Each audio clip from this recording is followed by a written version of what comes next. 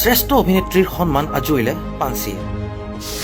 আদিল হুছেইনৰ পথৰেই খোজ পাঞ্চিৰ।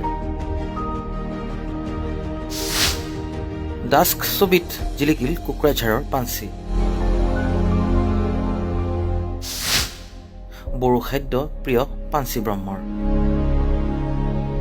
ৰাজনীতিৰ সংকীৰ্ণতাৰ পৰিধি ভাঙি পুনৰ অসমলৈ গৌৰৱ কঢ়িয়াই আনিলে পাঞ্চি ব্ৰহ্মই। এক সাহসী অভিনয়ৰে শ্ৰেষ্ঠ অভিনেত্ৰীৰ সন্মান। কানাডা বিগ ছাউণ্ড আন্তঃৰাষ্ট্ৰীয় চলচ্চিত্ৰ মহোৎসৱত অভিষেক বসু ৰয়ৰ পৰিচালিত ডাস্ক ছবিত পাঞ্চিয়ে কৰা অভিনয়ৰ বাবে এই সন্মান প্ৰদান কৰা হয়।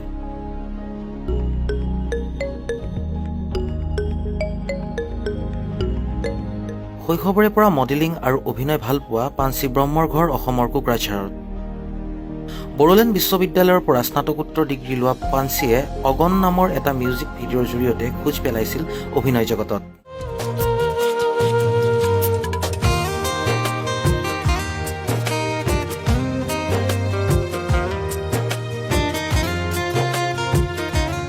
আমাৰ সমাজত এতিয়াও চলি আছে পতিতাবৃত্তি। এগৰাকী পতিতা সমাজৰ বাবে ঘৃণিত যদিও গ্ৰাহকৰূপী পুৰুষজন ঘৃণিত নহয়। একোজন পুৰুষেই সৃষ্টি কৰে পতিতাক।